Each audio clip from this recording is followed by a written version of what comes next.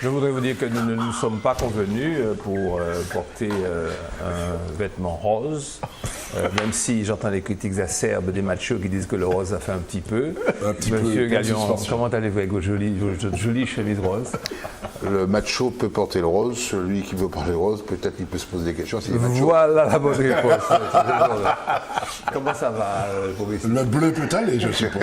Mais c'est le vert, normalement, le progressiste. Hein? Ah oui, mais bon, je ne suis pas toujours dans l'imagerie du progressiste. Voilà. Michel Bouchy, bleu, azur. Le bleu, c'est pas le rouge. Bleu France, c'est pas le rouge. Jamais le rouge. Bon, après, bleu, blanc, rouge. Hein. Oui, putain, c'est un commencement. C'est une bonne rectification. Men in Black, ça va bien? Je suis désolé. Toujours Men in Black. Messieurs, nous allons très rapidement faire le tour de la presse. J'ai vu l'éditorial de monsieur... Son prénom, c'est Georges... Maurice Belrose. C'est Maurice Belrose, où il se réfère à la doctrine sociale de l'Église, pour expliquer qu'en fait, ça se rapproche beaucoup de la doctrine communiste, quoi. La prise en considération des intérêts des populations, Surtout du peuple. du temps de Paul VI. Surtout du temps de Paul VI, comme Après, tu dis. ça a changé. À l'occasion du voyage que vient d'effectuer le pape François, très médiatisé en Turquie, où on l'a vu prier, pas seulement recueillir, mais prier avec le grand mufti d'Istanbul, de la Turquie. Bon, les choses bougent. C'est ce que j'ai pu, puisque comme les camarades ne me voient pas sans le journal, c'est tout ce que je peux dire du journal. C'est ce que j'ai eu j'ai eu le temps de lire dans le brouhaha des conversations de mes camarades, copains, camarades, amis, collègues, journalistes. En tous les cas, il y a un article sur la plénière de la région avec tous les détails. Enfin, c'est un journal à lire. Le progressiste, on va en parler tout à l'heure. On va en parler tout à l'heure avec plus de détails, notamment sur la plénière. La plénière de la région qui s'est terminée de façon assez festive. Oui. Et l'article de Janie, on peut en parler tout de suite. Hein. Oui, c'est un moment de détente. Un moment de détente, mais c'est plus qu'un moment de détente parce que c'est quand même. Les réactions sont très contrastées. C'est quand même. Moi, je trouve ça très frais. Moi aussi. Alors, on va d'abord dire ce qui peut-être va pas te plaire. D'abord, c'est ton article sur quand les patriotes détournent le vocabulaire. Toi, c'est le prof, hein, c'est le prof de lettres et puis aussi le politique, quoi, qui en a assez de voir le détournement de vocabulaire qui est fait par certains et la disparition aussi de certains mots comme indépendance, peut-être à la limite autonomie, mais l'autonomie n'a pas disparu, tu ne dis pas. Enfin, et l'appropriation de certains concepts comme la responsabilité, comme le patriotisme par certains, tout ça. Ça, c'est de la polémique. Enfin, alors ça y est, tu t'y es mis à la polémique. Non, c'est pas ça. Non, il y avait très longtemps que je voulais écrire ça, et puis je me suis rendu compte que nous en avions déjà parlé dans son numéro d'avril 2014. Tu cites d'ailleurs... Vauvan Noé. Ouais. Tu cites d'ailleurs celui, tu cites un de nos pseudos qui avait effectivement écrit là-dessus.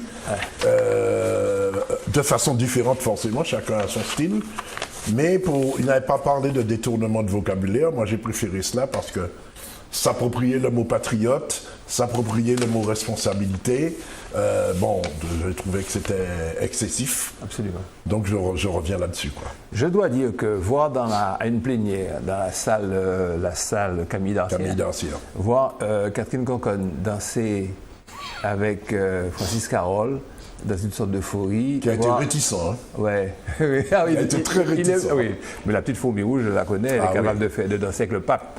Ouais. Quand on voit Duville, je sais pas, on ne distingue pas très bien avec qui danse. Quand on voit Letchimy avec Marie-Hélène Léotin, et puis tout ça en un éclat de rire, ça s'appelle un peu de bonne humeur. C'est à l'occasion de la réunion du mardi 25 novembre du Conseil régional, avec des questions très sérieuses, tu les cites, enfin, Janie Darcier qui a fait le papier, les cites, qu'est arrivée la troupe Pomme Cannelle, venue remercier la région pour la dotation qui leur a été apportée. Et j'ai essayé à la Mélou, M. Voué est monté, quoi, et puis finalement, il a incité tout le monde.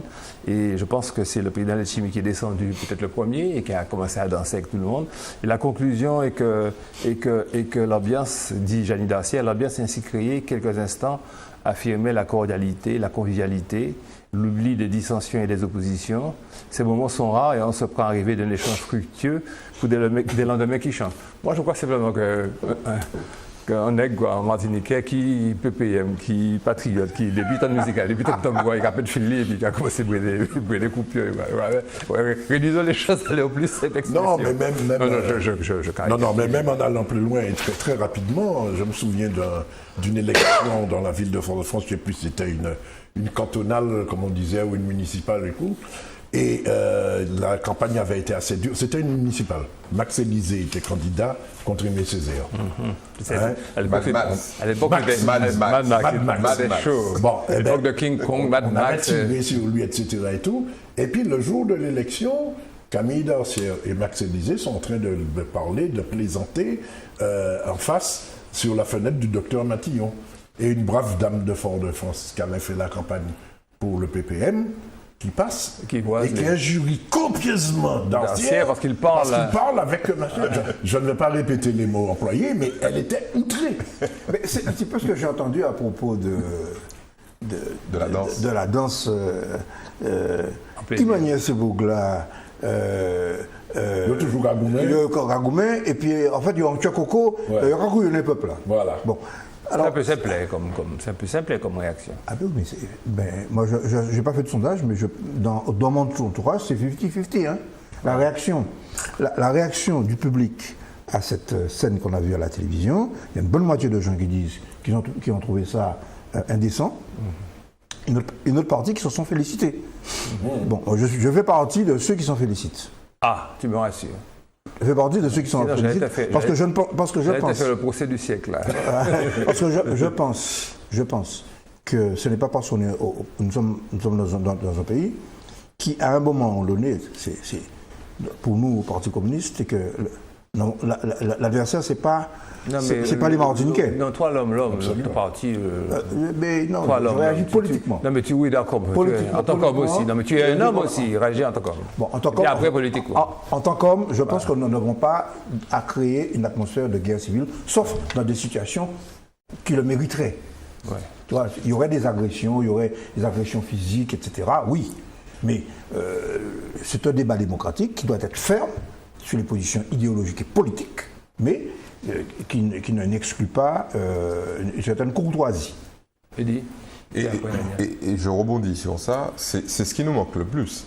Autant il ne nous manque pas des occasions de faire la fête, vous l'avez constaté, autant il nous manque ce débat sur justement les fondements démocratiques, les aspirations démocratiques et j'allais dire le cœur du débat.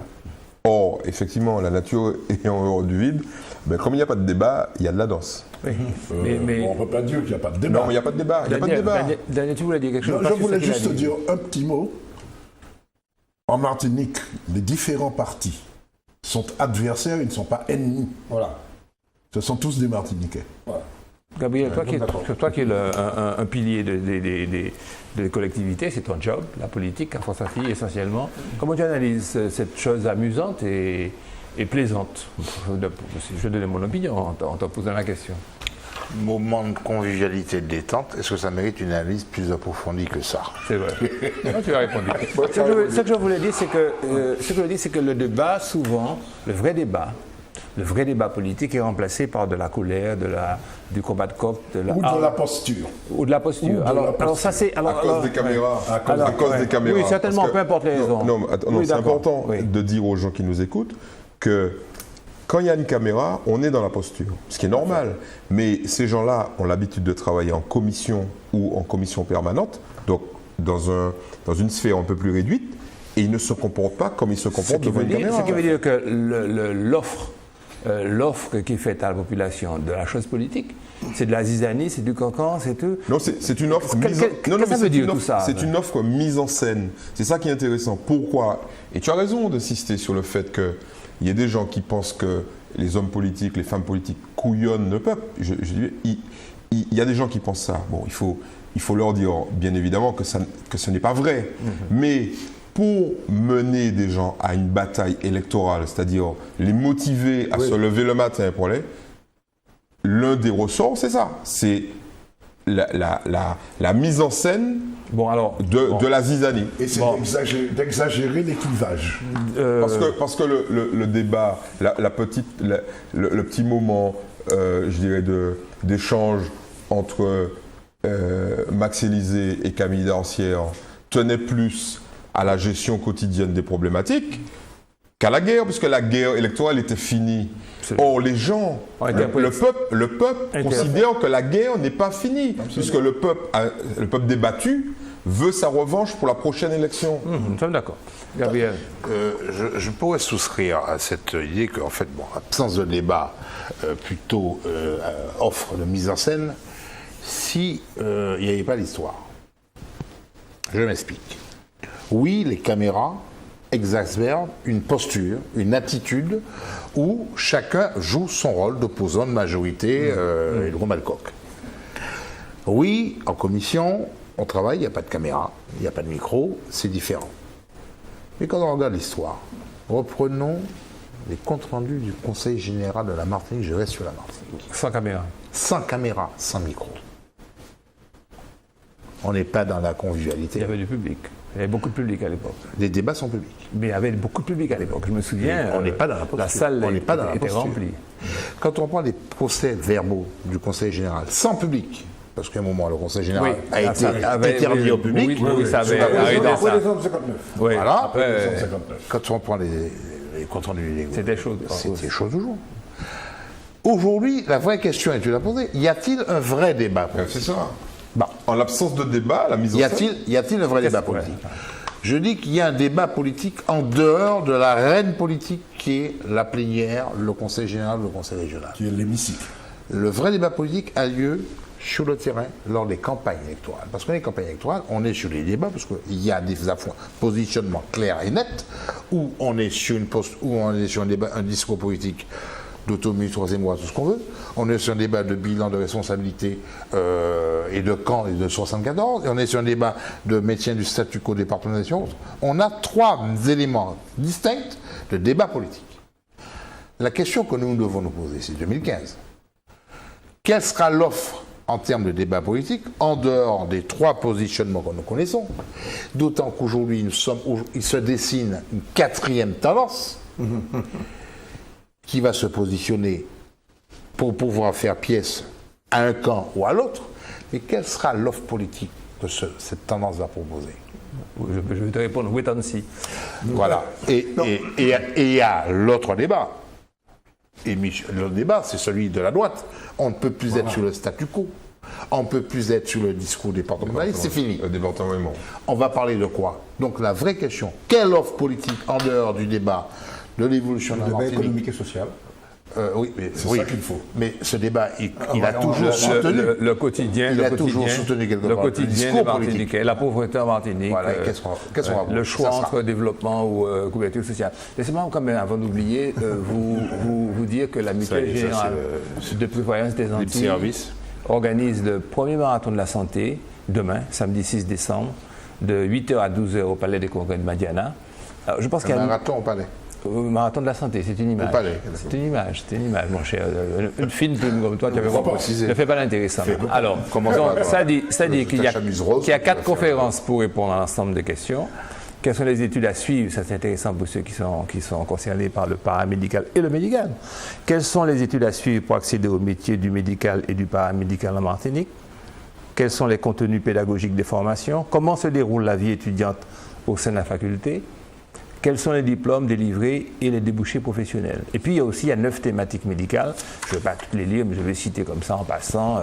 Les maladies neurodégénératives, Alzheimer, les maladies mentales, infectieuses, drépanocyteuses, voilà le mot que j'arrive jamais à dire, drépanocyteuses, les maladies vectorielles, etc. Les maladies vectorielles, c'est le chikungunya, c'est la dengue, tu savais ça? Le sida, le Zika. Ça existe, le Zika. Oui. C'est arrivé. Un de plus qui arrive. Donc 9 thématiques, 9 salles de conférence. Je le répète demain matin, c'est organisé. Je pense que quand on fait un truc sérieux comme ça, il y aura du monde de toute façon. Organisé par qui? On est par la mutuelle, la MGPA. C'est tout petit, la Mutuelle Générale de Prévoyance des Antilles. OK.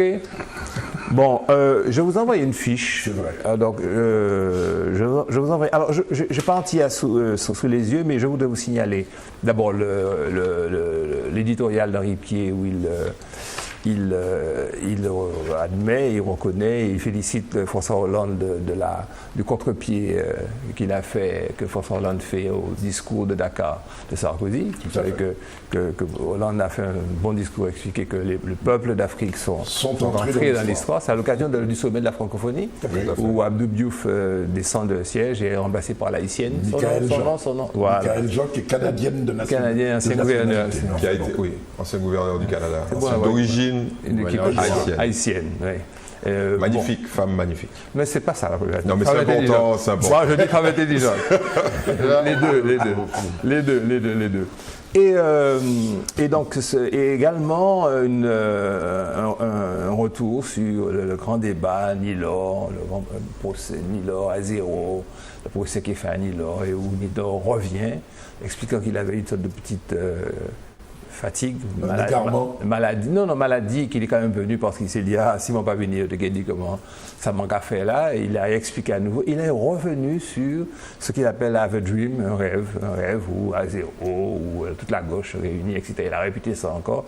Il est en train d'imposer aux vieux son idée, sa conception un peu philosophique de la politique, et c'est pourquoi pas et pour que Marie-Jeanne lui dise qu'il aura quand même le Sud et que si Azéo vient et du bout des lèvres, il sera accepté sur la liste, etc. Pour la suite, les Antilles, achetez-le. Bien sûr. Je vous envoie un papier. Il est bon pour la pub, pas de problème. Je vous envoie un papier, une petite note sur les exigences de l'Europe. Ouais. À l'égard de la France, et on ne va pas faire l'inventaire. Pas à l'égard de la France seulement. Oui, pas à l'égard de la France seulement, mais c'est ce qui nous intéresse. C'est sûr. Ce qu'on appelle les réformes structurelles. Un mot détourné d'ailleurs de son objet. C'est évident. Dans cette appellation, ce sont des contre-réformes. C'est exactement le contraire. Oui. Parce qu'une réforme, je regarde le dictionnaire, une réforme, c'est une transformation pour faire un progrès. Un progrès, et notamment dans le domaine social. Or, toutes ces préconisations, par exemple, concernant les allocations chômage, c'est de diminuer le montant des allocations et de réduire la durée d'indemnisation. Alors, je vais me faire l'avocat du diable. Si les allocations trop élevées et trop longues sont des incitatrices au travail. C'est faux. Non, je ne sais pas, je me dis, alors est-ce que c'est en soi négatif? Non, je ne sais pas.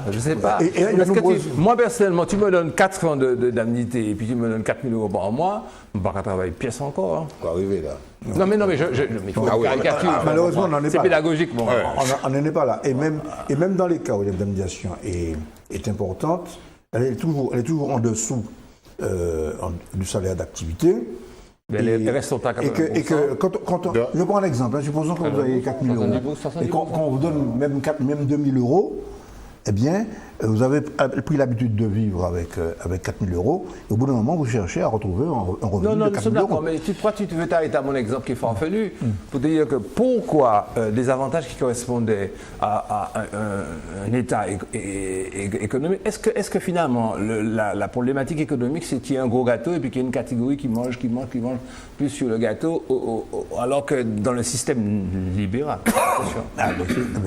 c'est ça les problèmes. Oui, le système libéral où nous sommes, il faut entre les pays européens, il faut uniformiser, il faut, je fais un néologisme, égaliser les situations. Le système libéral dans lequel est l'Europe, notamment puisqu'il s'agit de l'Europe, vise à harmoniser vers le bas. D'où le terme que j'employais tout à l'heure de régression. Dans toutes ces réformes, des contre-réformes, comme dit Michel, structurelles, si l'on regarde le détail, tout va dans le sens de la réduction. Effectivement, l'Europe est engagée dans la réduction des dépenses. Le gros problème, ce sont les déficits structurels, là encore. Hein? Mais si on regarde bien le détail des mesures qui sont préconisées, elles vont toutes vers une diminution, une régression. Gabriel. L'impact, c'est l'impact pour nous. L'impact sur nous, l'impact sur les fonds structurels. Heureusement que l'enveloppe a été déjà fixée. Oui. Et cette enveloppe fixée n'est pas supérieure à celle qui existait sur les fonds structurels, le programme opérationnel qui allait jusqu'à 2014.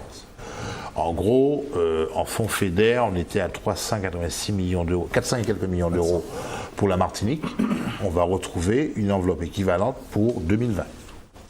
Cela veut dire que tous les programmes qui devraient être inscrits au FEDER vont s'appuyer sur un FEDER de 400 millions d'euros sur 5 ans. Cela veut dire que gérer dorénavant, et c'est là que la donne change, ce n'est plus l'État, ce n'est plus un triptyque État, département, région qui va définir l'éligibilité des projets au soutien des fonds européens et des autres fonds, ça sera le conseil régional qui aura la main. Il va instruire et il va certifier. La collectivité. La collectivité territoriale. Voilà. Non, mais la collectivité territoriale. C'était compris. Continue. Je vois que là, c'est bien, il a suivi. Là, mais non, continue, c'est un texte que tu dis. Je continue. Cela veut dire que si cette réforme qui va intervenir sur l'harmonisation des aides ou l'harmonisation du fonctionnement financier des aides européennes, l'impact ne sera pas immédiat pour nous, il sera sur le FSE. Parce que si on est sur le social, c'est le FSE. Le Fonds social. La seule chose qui nous sauve quelque part, c'est qu'étant donné que nous sommes sur un programme de rattrapage, avec un PIB... Ils ne sont quand même pas... Un PIB qui est inférieur à la moyenne communautaire. Je ne suis pas sûr. Heureusement qu'on est reconnu inférieur. Heureusement. Du bout des lèvres qui est admis comme étant si on n'était pas inférieur au PIB moyen communautaire, on ne serait pas en convergence, on serait sur l'autre niveau. Ça veut dire que des 400 millions de FEDER, il ne serait pas 400, il serait à 200. Pour l'instant, c'est accepté, Michel. Non, mais c'est pour l'instant, c'est jusqu'à 2020. C'est garanti jusqu'à 2020. C'est clair. Mais cela veut dire que si c'est pour la structure mise en place par la Commission européenne et adoptée, ça ne sera pas adopté sur 3 ans. Ça sera adopté sur le temps de la mandature. La mandature commence là. C'est-à-dire qu'au prochain PO, qu'on le veuille ou non, programme opérationnel, on ne sera plus en convergence, c'est-à-dire ayant une équivalence de reconnaissance d'infériorité à la moyenne communautaire, on sera à un niveau supérieur. Ça veut dire diminution des aides et des fonds européens d'au moins 35 à 40%. Avant de passer la parole à Eddy, je voudrais vous dire ce que les recommandations, les préconisations de l'Europe pour les professions réglementées. Supprimer les restrictions injustifiées à l'accès aux professions réglementées. Les charges que l'on paye. Rappelle quand même ce que c'est que alors, les professions réglementées, ce sont les pharmaciens, les notaires, les avocats, les huissiers, qu'est-ce qu'il y a encore, les commissaires-priseurs, enfin, les gens qui achètent l'administrateur judiciaire. Tout dépend de ce qu'on appelle restriction. Alors, supprimer les restrictions injustifiées, ça veut dire que acheter une charge, quoi, c'est pas justifié. D'accord. C'est ça qu'ils veulent dire, hein. C'est clair et net, puisqu'ils ont passé, le gouvernement a passé un modus. Pour les pharmacies, c'est l'accès à la possibilité à n'importe qui d'entrer dans un capital de pharmacie, de diriger une pharmacie. Voilà. Tout en ayant obligatoirement un pharmacien de diplôme pour pouvoir assurer le suivi. Je vais trop vite. Alors, supprimer les restrictions injustifiées à l'accès aux professions réglementées, réduire les coûts d'entrée, c'est-à-dire ce qu'il faut, c'est lié, et de promouvoir la concurrence dans les services. Réduire les contraintes réglementaires dans le secteur du commerce et de détail, notamment en simplifiant les autorisations d'ouverture de points de vente et en supprimant l'interdiction de vente à perte. C'est encore pire. Voilà. C'est encore pire. Mais ce que je veux dire, moi, c'est... Ça s'appelle pas le capitalisme sauvage, ça? Ce que je veux dire, messieurs, au-delà des commentaires que nous tous pouvons faire, si le jour où vous pensez à la santé, je vais pleurer, parce que moi, je suis très sensible aux problèmes de santé. Mais c'est encore pire. Bon, c'est atroce. Bon. Au-delà de ça, je veux dire que lorsque on vit tranquillement et puis on se réveille un matin, puis on voit que M. Macron décide de s'attaquer, on dit mais qu'est-ce qui arrive à ce gars-là? Pourquoi il fait ça? Parce qu'il n'a pas le choix. Il n'a pas le choix. Non. Il a sur son dos, sur ses épaules. Il a le choix. Non. Là, je suis d'accord avec Michel, ils ont le choix. Non, c'est un petit jeu. Je m'excuse, c'est un petit jeu auquel la plupart des gouvernements européens se livrent. On vote à Bruxelles ces directives. On adhère au traité européen, budgétaire européen, qui implique toute cette politique de type néolibéral. Et puis quand on est en France, on dit « Ah, c'est Bruxelles qui m'oppose ». C'est faux. M. Macron a parfaitement le choix. Il peut très bien, il n'est pas obligé de transcrire dans le droit français qu'on va imposer aux avocats de faire des sociétés de type capitaliste qui vont faire que, par exemple, des sociétés d'avocats en Martinique vont être rachetées, en gros, par des sociétés plus fortes de France. Parce que c'est ça qui va se passer. C'est ça la libre circulation. Et peut-être à des sociétés européennes. Ouais. C'est-à-dire qu'il n'y aura plus un petit cabinet indépendant à terme. Et quand il présente un budget en déficit, et quand il a signé le fameux traité là, en 2012, le traité de convergence, il savait parfaitement que ça conduisait à cela. Ça finit mon coco, parce que c'est assez complexe comme notion pour qu'on puisse comprendre. Donc lorsque la France a signé ce traité de convergence en s'obligeant à avoir un budget en équilibre, à diminuer ses déficits, ou sinon à subir malgré tout des sanctions qui n'ont pas encore été appliquées, mais qui existent. Oui. Et puis surtout ne pas bénéficier peut-être des avantages, tel le plan Juncker. Quand il a fait ça, qu'il va quémander un moratoire avec Sapin, certaines par la main, ils vont en Europe. On leur dit, monsieur, qu'est-ce que vous faites? Vous êtes la deuxième économie de l'Europe et vous nous mettez en difficulté. Vrai ou faux? C'est pas ça que je discute, parce que personnellement, j'ai la même idée, la même conception sociale que toi de la vie et du monde. Mais donc, concrètement, je me demande, est-ce que ça suffira qu'on se promène en robe noire? Est-ce que ça suffira que l'on monte Bastille-Nation, que l'on fasse la mutualité, que l'on grogne et que l'on dise néolibéral pour arriver à changer cette chape de plomb qu'on a mise sur nous? Eddie à la parole. Bon, au-delà des postures idéologiques, on comprend. C'est pas une posture idéologique. Non, il y a quand même une posture idéologique derrière tout ça. Il y a quand même une réalité économique. Messieurs, il y a quand même une réalité économique. Quand on voit, je n'attaque pas les notaires, ni les avocats, ni les huissiers.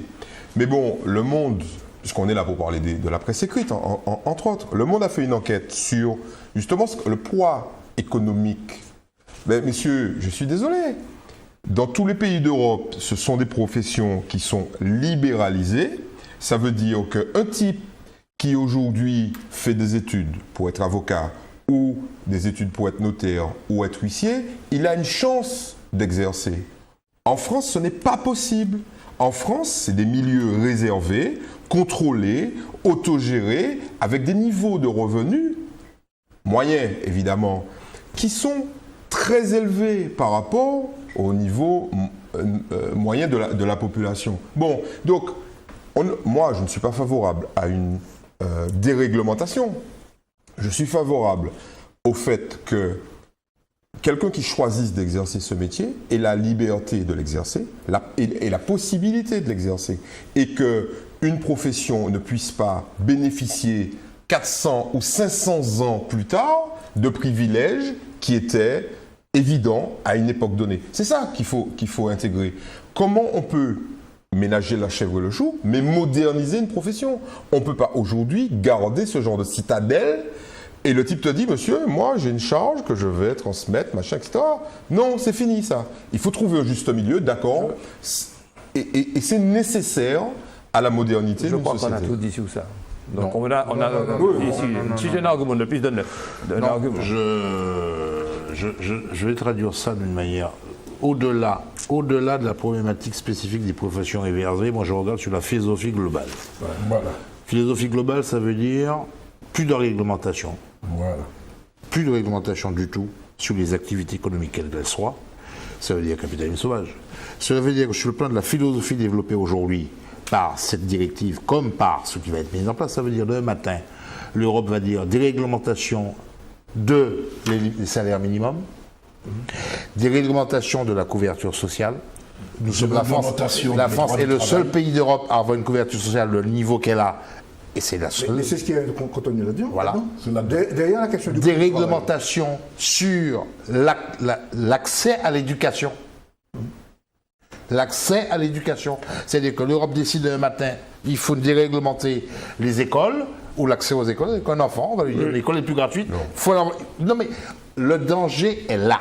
Oui, d'accord, tu as donné ton avis. Mais c'est pas la alors, ça, effectivement, c'est un peu caricatural, parce que c'est pas ça la philosophie générale. Au contraire, il y a un débat à l'intérieur de l'Europe. Et vous devez l'accepter, il y a un débat. Il y a des types. C'est 50-50, hein, c'est pas 80% de libéraux. C'est pas vrai. Aujourd'hui, il y a une majorité libérale, mais il y a une opposition extrêmement forte de socialistes qui dit non. Disons 60. Non. Bon, c'est pas grave.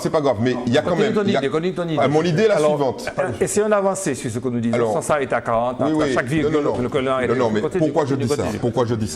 Prenons ce qui est en train de se passer, par exemple, dans la finance. Avant 2008, il n'y avait aucune réglementation financière, ni fiscale, à la City, à Londres ou ailleurs. Depuis 2008, qu'est-ce que l'Europe a fait? À l'instar des États-Unis, elle a réglementé la profession des traders, par exemple. À Londres, par exemple, aujourd'hui, il est extrêmement difficile de retrouver une situation de liberté totale et de réglementation, d'absence de réglementation en matière bancaire. Et des trucs. Non, c'est vrai aujourd'hui. Ça a commencé. Non, mais attends. Non, mais lui, il me fait plus. On est gentil. Non, mais tu sais, on regarde les émissions, tu vois que les petits bruits, on les entend pas. On continue comme le QAC Potemkin. Tu sais, en 1917, là, tu vois, boum, boum, boum. Autre point. On a vu ce que ça donnait à l'arrivée. Non, autre point. C'est gentil de globaliser en disant, bon, ça y est, le danger là, oui, il est là, ok. Mais de l'autre côté, il y a une volonté de réglementation dans beaucoup de secteurs, en particulier, prenez les secteurs de l'agriculture, prenez tous les secteurs qui sont protégés, qui sont encore protégés, parce qu'il y a une réglementation. Parce qu'il y a un rapport de force. Oui, eh bien justement, voilà. C'est parce qu'il y a un rapport de force. Voilà, donc il y a des professions qui subsistent, il y a des métiers qui subsistent, tout simplement parce que le dialogue, la démocratie et le dialogue existent encore, même au niveau le plus élevé. Je voudrais vous parler de... Attends, juste un petit exemple, un contre-exemple. Juste qu'on avance. Hein. On avance. Un contre-exemple. La contribution d'État au budget européen. On est sur un truc global. L'Angleterre a dit niet. Il y a un monde qui faut s'éveiller. Elle va le payer. En plusieurs étapes, mais elle va payer de toute façon. Tu sais pourquoi elle va payer? Parce qu'elle n'a pas le choix. 2 secondes. Il dit non. Mais elle paye. Elle est obligée de négocier et payer. Oui, mais elle va payer. Obligée de négocier et payer. Oui. Donc cela veut dire que, pour revenir juste à un mot qu'avait dit Gérard au début, ils sont obligés, c'est l'État qui leur impose. Si un État décide de dire non, il leur dit non. Et c'est pourquoi d'ailleurs il dit non, mais il paye quand même. C'est pour ça. Pas obligé. Oui, bon, allons-y. Allons-y. On va faire grève, tu comprends? Vas-y. Un tout petit mot dans la suite de ce que vient de dire Gabriel. L'Europe édicte un certain nombre de règles, de directives, c'est comme ça que ça s'appelle, qui vont globalement dans le sens de déréglementer un certain nombre de secteurs, pas seulement de professions. Maintenant, l'Europe, sachant qu'il y a des réticences des États, puisque les États sont toujours souverains, malgré tout, prévoit des pénalités. Des sanctions. Des sanctions. Mais ces pénalités sont très rarement, pour ne pas dire jamais appliquées. Notamment pour le pacte de convergence. Et pourquoi? Est-ce que vous avez entendu parler de monsieur qui s'appelle Thierry Leparon? Le Pan. Le Pan. Qui a rénové son appartement. Il est commissaire européen, monsieur. Puis son bureau. Et qui est visé pour avoir touché une indemnité de départ quand il a quitté ses fonctions de patron du syndicat de l'Union de Basse-Normandie. Pour avoir touché, on avait dit 100 000 euros, mais c'était de la diffamation, il avait touché 31 000 euros. En fait, il est pris à partie. C'est pas que ce monsieur-là il fait rénover son... Alors, je vous recommande quand même de lire les premiers faux pas de Thierry Le Pan en Normandie, où on montre un petit peu son évolution syndicale et où vraiment ça présente qu'un intérêt très relatif. Ce que je voulais vous demander, ce que je voulais voir avec vous, c'est, tu avais commencé à en parler, comment décide-t-on de prendre quelqu'un et puis de descendre comme ça, comment après? C'est là le sujet, le point, il fait ses affaires. Son compte va être réglé. Mais c'est ça qui est terrible, en fait. C'est ça qui est terrible parce que moi, je réagis par rapport à ça parce que c'est un débat récurrent, on l'a vu à plusieurs reprises. C'est à quoi ça sert? Voilà, c'est ça qui m'intéresse. C'est on a une puissance de feu, nous, dans la presse, qui doit servir les valeurs fondamentales de la démocratie. A priori. A priori. Bon. Est-ce que s'en prendre de manière successive et régulière à des gens qui trichent? Très clairement, ils trichent. Admettons qu'il triche. Il triche. Parce qu'un type qui ne paie pas ses impôts, il triche. Un type qui, comment dirais-je, fait de l'abus, de position dominante, il triche, etc. Mais est-ce que c'est un élément fondamental qui doit passionner les journalistes? Voilà. Alors, on a le choix entre défendre des valeurs démocratiques qui sont en danger, on en a parlé de quelques-unes là, et qui touchent tout le monde, et puis dire, bon, là, nous capitez monsieur, après nous capter monsieur, et puis après nous capter mademoiselle. Moi, je dis la chose suivante. Les gens qui s'amusent à ça n'ont strictement rien compris au pouvoir et au rôle de la presse. Et au rôle de la presse. Ils n'ont strictement rien compris. Oui. Sauf que là où je ne suis pas d'accord avec toi, c'est qu'un certain nombre de gens, de responsables, on va dire, politiques et syndicaux, prônent justement ces valeurs dont tu parles. On ne parle pas des mêmes. Ah. Je parle des valeurs démocratiques. Des valeurs démocratiques. Oui, des valeurs fondamentales. Des valeurs fondamentales. Ben ça, c'est pas une valeur fondamentale. Hein. Non. Pour moi, c'est pas une valeur fondamentale. Se faire retaper son bureau et puis faire n'importe quoi. Ça veut dire que on estime, et pas seulement la presse, que ce type de personnage, dans le bon sens du terme, doit être exemplaire. Mais avec de quels critères pourquoi refaire Alors, j'ai une question. Refaire un bureau à 62 000 euros. J'ai une question. Quand tu es un leader syndical. Moi, j'ai une question. J'ai une question. Est-ce que un leader de presse, est-ce que le caractère d'exemplarité qu'on pose sur la tête des députés, des ministres, des chefs d'entreprise, des grands chefs d'entreprise, etc., est-ce que les patrons de presse, les rédacteurs en chef se le mettent aussi? Ils devraient. Ou est-ce qu'ils ne s'excluent pas en disant moi, je n'ai pas. Et ce qui est dingue, c'est ça. C'est à partir du moment où quelqu'un. En France, je parle de la France, hein, je ne parle pas des autres, la France.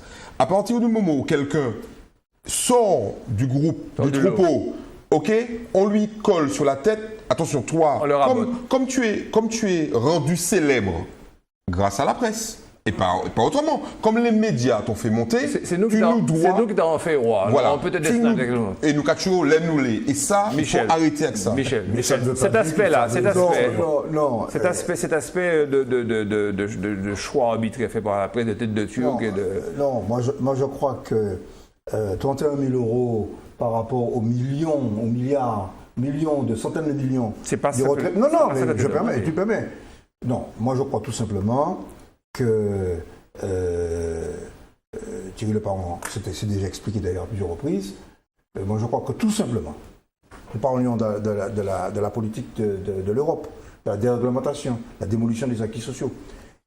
Tout simplement, c'est parce que la CGT en France, c'est la seule organisation de classe et de masse qui s'oppose frontalement à cette politique. Tous les autres, le soi-disant syndicalisme réformiste, acceptent plus ou moins ces politiques. C'est ton explication. C'est ton explication. Qui est visé. Je ne veux pas d'autre explication venant de toi. Gabriel. Non, mais chacun donne son opinion. Oui, mais il a le droit. Hein. Gabriel. On parle de l'appartement de M. Le Pan. On ne parle pas d'appartement. On parle du choix que fait la presse de privilégier comme ça un personnage et d'en faire une tête de turc. Non, attends, moi je me dis, si la presse, si un journal ou l'autre, met en exergue un certain nombre de choses à caractère dérivant. Qui lui a donné l'info? La presse, c'est pas elle qui a été cherchée dans la poubelle. Qui lui a donné l'info? Qui profite de? C'est ça. Première question. Dans la méthode, là, ouais. Qui profite de? Ça interpelle. Deuxième chose, la presse en parle. C'est qu'il y a un intérêt. L'intérêt, c'est quoi? C'est de mettre en exergue des dérives. Ce qui supposait être une dérive par rapport aux valeurs démocratiques ou pas. Bon. Il est évident que parler du secrétaire général de la CGT qui a un appartement rénové pour X milliers d'euros, qui a un bureau rénové pour X milliers d'euros, si c'est le bureau du président du MEDEF, personne n'en parle, on s'en fout. Ça colle à l'image. C'est la contradiction qui est soulevée. Il n'est pas exemplaire. Et ça revient à la question, à qui profite cette dénonciation? La presse y met les choses en exergue. Mais à la base, la question que tout journaliste se pose dès qu'il a une information, c'est j'ai l'information, elle est intéressante, on la met. Mais en réalité, est-ce qu'il n'y a pas une manipulation derrière? C'est la question que tout le monde doit se poser. Est-ce que ça peut être un intérêt au point de vue journalistique que l'on monte un gros plan et que l'on sache que la plupart des cadenas qui ont été accrochés par les gens du MEDEF avaient été fabriqués en Chine? À part l'humour de la fête. C'est mettre en exergue. Vous êtes patron de PMF, Made in France, voilà. Pour aller en Chine. Voilà. Et pour Chine, on va dégager. Exactement. Voilà. Et oui. Et oui. L'exemplarité, j'y reviens. Les électeurs suisses ont massivement refusé dimanche de limiter encore davantage l'immigration. C'est une votation, ils appellent ça comme ça, c'est un mot français, proposée au nom de la protection de l'environnement Et 74% des Suisses ont dit bon, arrêtez, nous avons refusé ça qui fait 2 mois en février. Et c'était une association qui s'appelle l'Organisation Écologie et Population, ça s'appelle EcoPop. EcoPop. Qui dit vouloir lutter contre la surpopulation. L'écologie mène à tout. Là où il vous tend l'image. Je suis d'accord avec toi. Voulant limiter le solde migratoire annuel du pays à 0,2%, solde migratoire. Explique ce que c'est que le solde migratoire. Le solde migratoire, c'est la différence entre les gens, en gros, les gens qui partent et les gens qui rentrent dans un pays. À 0,2% de la population, environ 16 000 personnes, contre 83 000 actuellement. Donc le solde migratoire de la Suisse, c'est bon de donner les chiffres, c'est 83 000 personnes, je finis. Et vous mettre fin au bétonnage du pays. Pouf, oui, c'est là le côté écologique. Oui, j'ai trouvé ça incongru. Mais je trouve que c'est une information. Il y a une votation. Hein. Il prévoyait aussi que la Suisse consacre 10% de son aide au développement, c'est plus triste, à des mesures de contrôle des naissances dans les pays du Sud. Voilà. Je ne vais pas avoir l'argent, mais je veux vérifier le nombre d'enfants qui naissent. De futurs migrants. Oui. Par contre, ils ont refusé la modification du statut fiscal pour les étrangers. Voilà. Ils ont refusé la suppression des forfaits fiscaux. Tout à fait. Et combattu au nom de l'équité. C'est quand même un peu un peuple de couillons, non? Oui, disons que ça concerne 5 729 riches qui peuvent faire payer au total quand même 1 milliard de francs. Quand on fait le ratio... quand on fait le champ, ça fait 830 millions d'euros, et ça fait à peu près 55 000 euros par tête de pipe, que l'achat des gens d'argent qu'ils n'auraient pas eu. Et les adversaires de cette initiative ont fait remarquer que ces étrangers auraient été mettre leur argent ailleurs, et que là maintenant, ça permet à la Suisse d'avoir cet argent-là. Pragmatisme suisse, c'est un peu comme les couteaux, c'est très pratique. Ouais. Voilà l'information. Vos commentaires rapides, puisqu'il y a de quoi sourire dans tout ça. Non, enfin, comment dirais-je, les deux aspects de la dite votation n'ont rien à voir, me semble-t-il, l'un avec l'autre. Réguler l'immigration et ne pas réguler l'apport des étrangers du point de vue fiscal, c'est pas pareil. Parfois c'est un peu contradictoire. C'est même contradictoire. C'est pour ça qu'ils ont envoyé tout d'un coup, en disant, si on commence à limiter les étrangers... Voilà. Je pense notamment, par goût personnel, je pense à tous les tennismen français qui sont installés en Suisse. Mais je vous ai dit le nombre d'étrangers, hein, c'est important. Non, mais ça renvoie au débat sur l'immigration. Il y a plusieurs études qui sont sorties d'ailleurs récemment, au niveau européen et au niveau français, qui démontrent que, contrairement d'ailleurs à ce que dit la présidente du Fonds national, que le solde positif de l'apport des immigrés dans un pays, le solde est positif. Il faut le dire, il faut le répéter. Et par catégorie, même, et alors il y a même une étude qui montre, à niveau européen, que s'agissant des étudiants, c'est encore plus positif, notamment par le fait que ça diffuse la culture du pays, et ça permet d'ailleurs à l'impérialisme européen, parce qu'il y a un impérialisme, de maintenir son influence dans le monde. Donc ce serait idiot ça permet à la culture et à l'économie européenne de se diffuser. Il faut qu'on comprenne. Oui. Donc je crois que les Suisses ont été intelligents, comme la question est posée, ils ont défendu leur propre intérêt. Bon. Et en l'occurrence, ça correspondait un peu à la morale. Maintenant, concernant les forfaits fiscaux, dire que, comme argument, si on interdit chez nous, ils iront ailleurs. Et c'est ce qu'on dit en France, c'est ce qu'on dit en Belgique, c'est ce qu'on dit partout, pour ne pas s'attaquer précisément au problème du dumping fiscal. Alors moi, je voulais en profiter, pas pour faire de la pub à M. Parra, mais je voulais en profiter, parce qu'on parle de forfaits fiscaux, pour rappeler les chiffres. Alors, ici, depuis des mois, voire des années, on souligne les méfaits de la crise financière, économique, sociale, depuis 2008. Et M. Parra publie dans sa lettre de l'Institut martiniquais des statistiques d'évaluation des politiques publiques un tableau qu'on a du mal à avoir, donc on est très content de l'avoir. Précise ce que c'est que l'Institut martiniquais. C'est un institut qui travaille qui est un institut de création régionale, du conseil régional, et qui travaille sur la publication de chiffres, de statistiques sur l'évaluation des politiques publiques. C'est un initié régional, on va dire. Et pourquoi a-t-il été constitué? On n'a jamais eu l'occasion de développer ça. Bon, l'idée au départ était de publier des données sur l'impact de l'argent public qui est versé dans l'économie, notamment par le conseil régional, mais pas seulement, et puis pour donner des chiffres. Alors le conseil régional pensait que plus récent. Voilà, pensait qu'il n'y avait pas suffisamment de chiffres, qu'ils n'étaient pas donnés assez tôt, ils étaient donnés beaucoup trop tard, mais bon, c'est de la politique, hein. Ça c'est de la politique pure, on va dire ça comme ça, c'est de la communication politique. Mais ce qui est intéressant, c'est qu'il y a quand même un travail qui est fait et dont il y a des résultats. Il y a des résultats dont nous bénéficions et c'est intéressant. Alors je vous laisse citer 2 chiffres, toujours pour faire sourire Michel. Les revenus nets et total déclarés des foyers fiscaux en Martinique, on est passé avant la crise.